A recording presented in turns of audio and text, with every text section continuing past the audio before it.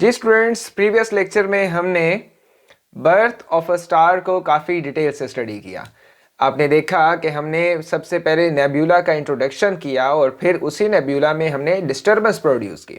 उस डिस्टर्बेंस की वजह से एक स्विरलिंग क्लाउड जनरेट हुआ, एक हाई इंटेंस रीजन, एक high dense region, high pressure और हाई टेम्परेचर रीजन क्रिएट हुआ, जिसकी वजह से जो सेंटर में जो उस नेब्यूला का कोर है वो एक एक्रीशन डिस्क का रूप धार लेता है, जिसको हम प्रोटोस्टार कहते हैं।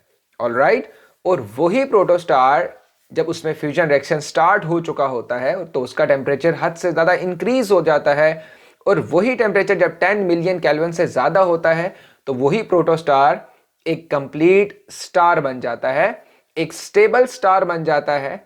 और कभी वो स्मॉल स्टार बनता है जैसे कि हमारा सन है हमारे सोलर सिस्टम में बेटा, और कभी वो एक लार्ज स्टार बनता है, जो कि डिफरेंट गैलेक्सीज में हमें डिफरेंट प्लैनेट्स नजर आते हैं। ऑलराइट, सो स्टूडेंट्स, आज इस लेक्चर में स्टूडेंट्स हम स्टार्ट कर रहे हैं death of a small star को।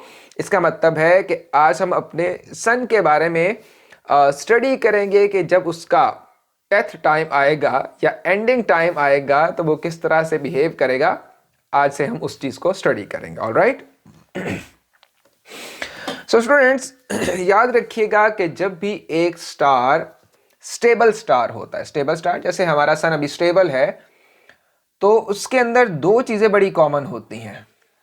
पहली चीज स्टूडेंट्स ये होती है कि चूंकि उसके अंदर फ्यूजन रिएक्शन हो रहा होता है, लिहाजा फ्यूजन रिएक्शन की जो एनर्जी है या जो प्रेशर है वो आउटवर्ड जनरेट हो रहा होता है। दैट्स मीन कि अगर कोई इसको इनसाइड रोकने वाली चीज ना हो, कोई इसको काबू करने वाली चीज ना हो, तो ये तो सन एक मिनट में एक्सप्लोड हो जाए। ऐसा है कि नहीं है? सिंपल सी बात हमें नजर आ रही है। लेकिन स्टूडेंट्स, चूंकि इसी सन के अंदर इसके इंटेंस कोर में यहां पे हाई डेंसिटी है, हाई टेम्परेचर है, हाई प्रेशर है, आप इस तरह समझ लें, हम बार बार एक ही बात को रिपीट कर रहे हैं। तो इस कोर में हद से ज्यादा हाई ग्रेविटेशनल फील्ड स्ट्रेंथ होती है, ग्रेविटेशनल फोर्स होती है। इस ग्रेविटेशनल फोर्स का स्टूडेंट्स काम होता है ये कि हर चीज को ये टुवर्ड्स द सेंटर अट्रैक्ट करती है। जैसे इस यूनिवर्स या इस हमारे प्लैनेट या अर्थ में भी या सोलर सिस्टम में भी हर दो मैसेज के दरमियान ग्रेविटेशनल फोर्स है और वो एक दूसरे को अट्रैक्ट कर रहे हैं। ऑलराइट, इसी तरह सन के अंदर भी एट द सेम टाइम दो फिनोमेना देखने को मिलते हैं स्टूडेंट्स। एक प्रेशर देखने को मिलता है जो कि बाहर की तरफ होता है। ऑलराइट, दूसरी चीज ग्रेविटेशनल फोर्स होती है जो कि सन हर चीज को टुवर्ड्स द कोर अट्रैक्ट करता है। और ये अट्रैक्शन इतनी ज्यादा है स्टूडेंट्स कि आप इमेजिन कर रहे हो ना कि हमारे जो सोलर सिस्टम में जितने भी प्लैनेट्स हैं वो सन के कोर की अट्रैक्शन की वजह से ही तो रोटेट कर रहे हैं। सिंपल सी बात होगी, और अट्रैक्ट हैं, रोटेट करते जा रहे हैं पूरे ऑर्बिट में, जो कि हमेशा उनको टुवर्ड्स द सेंटर क्या कर रहा है, अट्रैक्ट कर रहा है। ऑलराइट, सो इस टाइम हमारा जो सन है स्टूडेंट्स वो क्या है, वो एक स्टेबल स्टार है। ऑलराइट, और साइंटिस्ट ये कहते हैं कि जो सन की जो एज है वो 10 बिलियन ईयर्स है, और यही सन 5 बिलियन ईयर्स, दैट्स मीन अपनी 50% जो एज है स्टूडेंट्स वो गुजार चुका है, सन गुजार चुका है। ऑलराइट, तो अब हम पढ़ने लगे हैं कि हमारा जो सन है ये आफ्टर 5 बिलियन ईयर्स ये क्या बन जाएगा, किस तरह से बिहेव करेगा, अब हम इसको स्टडी करेंगे। ऑलराइट, अच्छा जी, अब स्टूडेंट्स मैंने आपको जैसे बताया कि सन के अंदर प्रेशर जनरेट होता है हाइड्रोजन की वजह से, फ्यूजन रिएक्शन होता है। ठीक है, तो इसका मतलब है कि सन का फ्यूल ही है बेसिकली हाइड्रोजन, ये फ्यूजन रिएक्शन सन का फ्यूल ही है। तो आखिर कब तक ये हाइड्रोजन रहेगा सन में, और कब तक ये हीलियम प्रोड्यूस करता रहेगा, और कब तक ये फ्यूजन रिएक्शन चलता रहेगा, और कब तक हमें हीट देता रहेगा? इसका मतलब है कि कभी ना कभी तो इसका फ्यूल खत्म होगा ना, कभी ना कभी तो ये जो हाइड्रोजन है, जो इसके अंदर पूरी की पूरी भरमार है हाइड्रोजन की, कभी तो ये खत्म होगी और कभी तो फ्यूजन रिएक्शन स्टॉप होगा। तो हम वही कहानी पढ़ने लगे। इमेजिन करें इमेजिन करें कि eventually the hydrogen which powers the nuclear reaction inside a star begins to run out in the core। और यही होता है स्टूडेंट्स कि जब एक स्टार, एक स्मॉल स्टार अपनी लाइफ टाइम को कंप्लीट करने पे आता है, 10 बिलियन ईयर सन के जब कंप्लीट होंगे या कंप्लीट होने लगे होंगे, तो हाइड्रोजन इसके अंदर खत्म हो जाएगा इसके कोर में। ऑलराइट, अब जरा बहुत ध्यान से बेटा आपने सुनना है। तो जैसे ही कोर के अंदर हाइड्रोजन खत्म होना शुरू होगा, ये क्या करेगा स्टार, ये जो हमारा सन है, ये फ्यूजन रिएक्शन, अब चूंकि इसको चाहिए, इसको एनर्जी तो चाहिए, ये स्टार्ट कर देगा fusing hydrogen into helium outside the core, releasing energy which result in the expansion of the star known as the red giant. ध्यान से सुनिएगा स्टूडेंट्स, पहले क्या कर रहा था, इसके कोर में इतना हाइड्रोजन मौजूद है कि अपने कोर से यूटिलाइज करता है और हीलियम प्रोड्यूस करता है, फ्यूजन रिएक्शन जनरेट करता है। अब जरा ध्यान से सुनिएगा, जैसे ही इसका लाइफ टाइम एंड होगा, कोर में जो हाइड्रोजन है वो खत्म होना शुरू हो जाएगा। तो ये क्या करेगा, ये बजाय के, मतलब कोर में तो खत्म हो गया, अब ये बजाय के कोई और काम ना करे, रेस्ट इन पीस हो जाए, ये फौरन क्या करेगा, ये जो कोर के साइड पे, जो आउटसाइड पे, कोर के आउटसाइड पे जो हाइड्रोजन प्रेजेंट है, ये उसको यूटिलाइज करके फ्यूजन रिएक्शन दोबारा स्टार्ट कर देगा।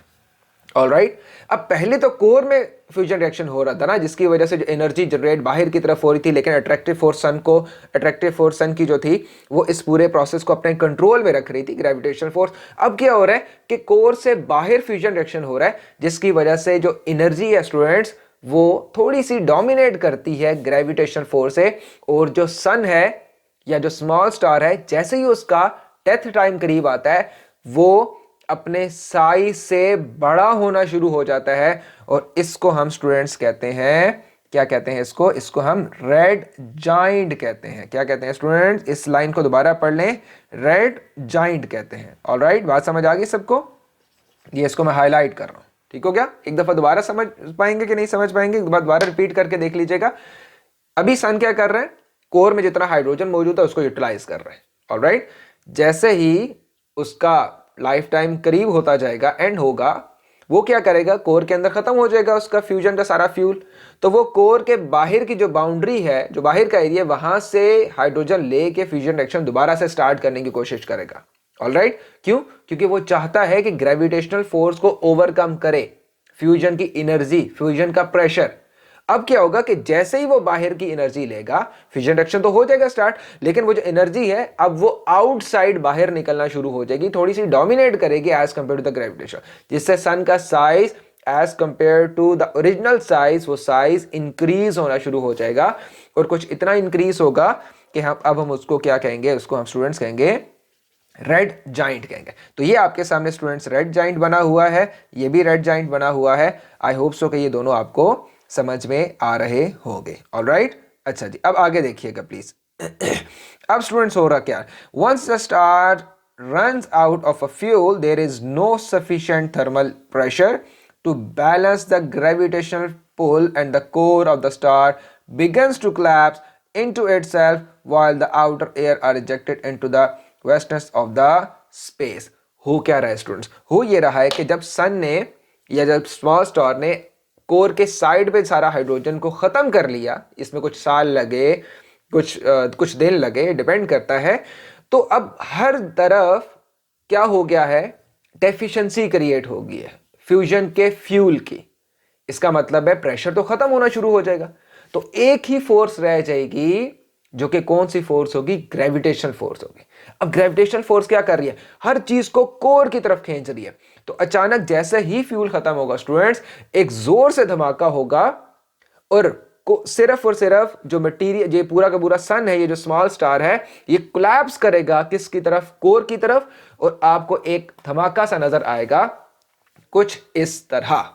ऑलराइट, ये जो आपके सामने राइट साइड पे जो एनिमेशन है इसमें नजर आ रही है आपको, ये इस तरह का आपको क्या नजर आएगा, एक धमाका सा नजर आएगा सन का। ऑलराइट, ये क्यों नजर आए, क्योंकि ग्रेविटेशनल फोर्स अब सिर्फ डोमिनेट कर रही है। ग्रेविटेशनल फोर्स को ओवरकम करने के लिए जो प्रेशर था, जो फ्यूजन रिएक्शन से जनरेट होता था, अब चूंकि फ्यूजन रिएक्शन का फ्यूल खत्म हो गया, हाइड्रोजन खत्म हो गया एक स्मॉल स्टार के अंदर, तो वो क्या कर गया, हद से ज्यादा ग्रेविटेशनल फोर्स की वजह से अचानक से ब्लास्ट कर जाता है, एक बड़ा सा एक्सप्लोजन होता है स्टूडेंट्स, और सारा का सारा जो आपका जो स्मॉल स्टार है वो कोलैप्स कर जाता है कोर की तरफ। ऑलराइट, अब इस एक्सप्लोजन की वजह से दो रिजल्ट हमें देखने को मिलते हैं। एक स्टूडेंट्स देखने को मिलता है इसी स्टार में एक कोर जो कि श्रिंक हो जाता है, ये चेक करें, श्रिंक होके ये वाइट सा बन जाता है, और एक ये जो साइड पे बादल से उड़ जाते हैं, एक क्लाउड से उड़ जाते हैं डस्ट एंड गैस पार्टिकल के, ये दो चीजें बन जाती हैं। ऑलराइट, तो ये जो स्टूडेंट्स ये जो गैस के डस्ट के पार्टिकल्स बने हैं, इनको स्टूडेंट्स हम कहते हैं प्लेनेटरी नेब्यूला।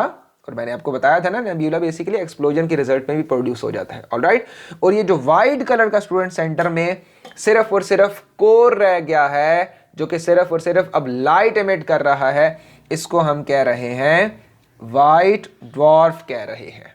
ऑलराइट, और चूंकि अब इसमें फ्यूजन तो अप्रोक्सीमेटली ऑलमोस्ट खत्म ही हो गया, तो ये कुछ दिन तक लाइट या कुछ घंटे तक लाइट देगा, और जैसे ही लाइट देना खत्म करेगा ये एक ब्लैक ड्वार्फ में कन्वर्ट होके अपनी लाइफ को हमेशा हमेशा खत्म कर लेगा। और यही हाल हमारा स्टूडेंट सन का होना है कि जब एक एक्सप्लोजन होगा तो उससे हमें दो चीजें मिलती नजर आएंगी, एक प्लेनेटरी नेब्यूला जो कि और स्टार्स और सोलर सिस्टम के प्रोडक्शन का बायस बनेगा, और एक हमें नजर आएगा वाइट डॉर्फ जो कि दोबारा कन्वर्ट हो जाएगा ब्लैक डॉर्फ में। अब इस थ्योरी को स्टूडेंट्स हम पढ़ लेते हैं। ऑलराइट, देखिएगा जरा, once the star runs out of a fuel, there is no sufficient thermal pressure to balance the gravitational pull, and the core of the star begins to collapse into itself while the outer layer are ejected into the vastness of the space। तो यही बात मैंने बताई students की नहीं बताई कि internal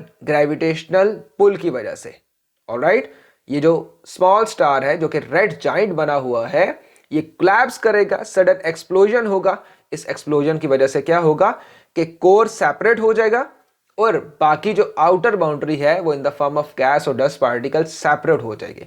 तो वो जो गैस और डस्ट पार्टिकल सेपरेट होगी वो प्लेनेटरी नेब्यूला बनाएगी, और जो रिमेनिंग पोर्शन है वो हमें मिल जाएगा in the form of white dwarf मिल जाएगा, जो कि आपको ये भी नजर आ रहा होगा। ओके हो गया।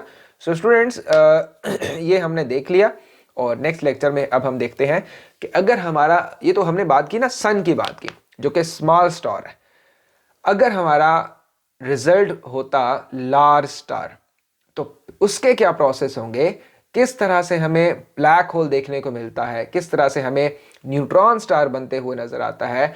अब हम यही कॉन्सेप्ट इंशाल्लाह नेक्स्ट लेक्चर में शेयर करेंगे, तो नेक्स्ट लेक्चर आपने जरूर देखना है। यहां तक के लिए अल्लाह हाफिज़, टेक केयर। ओके।